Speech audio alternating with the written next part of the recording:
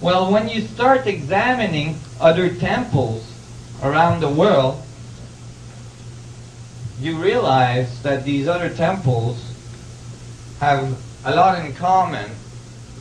That is, they're all very, very difficult to explain with vine ropes, copper tools, no pulley, and so on.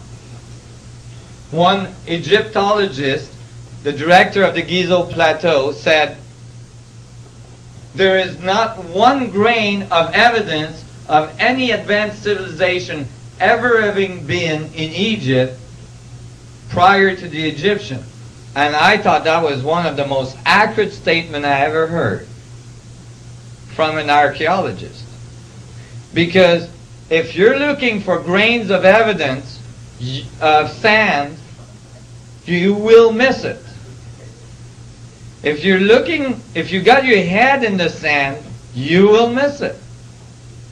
But if you look up from the sand and stop looking for grains of evidence, you will see millions of tons of rocks right in front of your eyes, giving you some pretty damn good evidence. The Grand Pyramid of Giza is made of 2,300,000 stones. 2,300,000 stones. It stands at 481 feet of altitude. Its base is 13 square acres. That is extremely large. When you take survey picture, satellite picture of the apex of the Grand Pyramid at Giza, it is 1/4 of an inch off the center of the base. That's 13 square acres. 13 acres square. 1/4 of an inch off center. That's after placing 2,300,000 stones that you have cut with copper tools.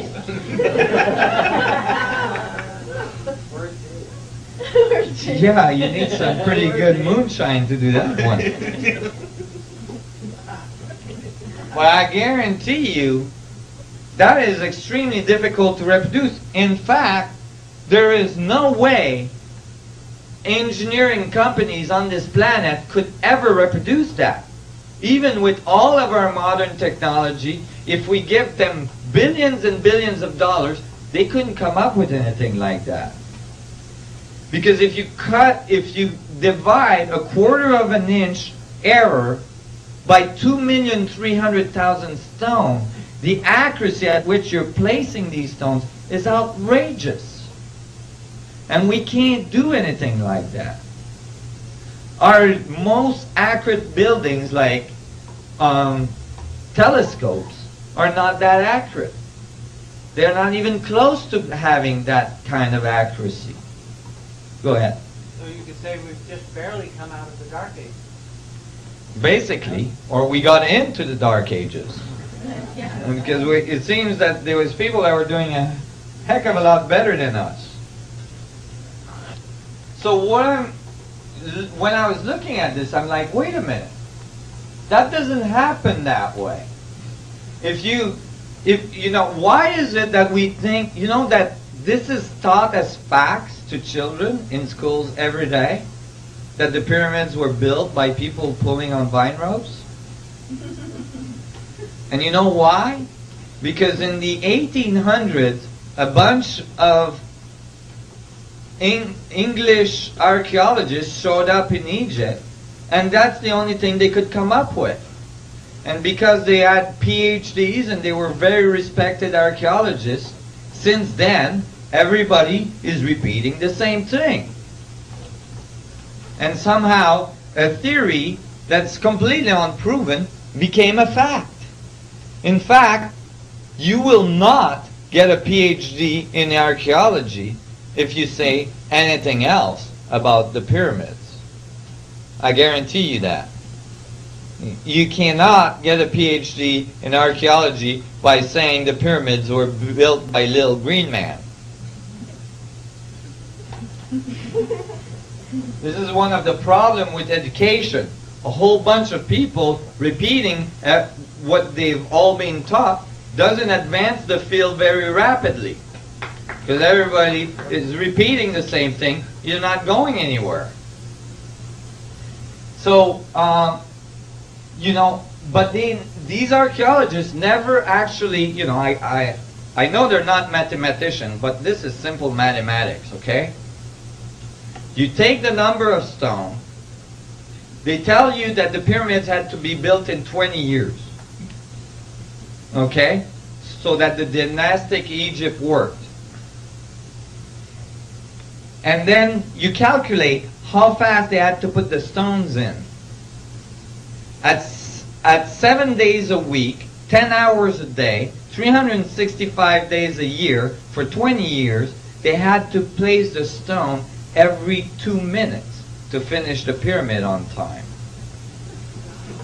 With that level of accuracy. Never mind. But then the archaeologists say, no, those were farmers. They could only build the pyramids during the time of the flood of the Nile when they couldn't work in the fields. 3 months out of the year. See, when they had that 3 months vacation, hey, let's all go and build a huge pyramid.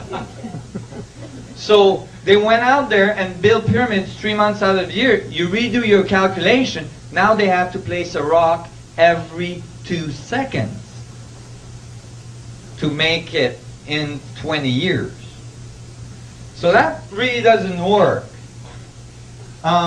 Because it's not like you can take these huge rocks, an average 2 tons, some of them up to 40 tons rock.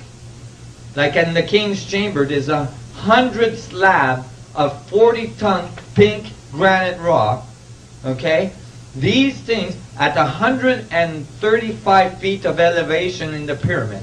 It's not like you go, hey Joe, catch this one. Hey Joe, catch this one. You know? And the other guy on the other end is like putting them in. You can't do that. And it doesn't matter if you got 100,000 people. You still can't do it. And you know, they tell you they did that by rolling the rocks on logs. Well, they might have not noticed, but these pyramids are in the middle of a desert. You need a lot of logs to move 2,300,000 stone. Where did the wood come from? When you ask them that, they say, oh, they imported it from Europe. I see. Was this like some catalog, you know, 1-800 ordering?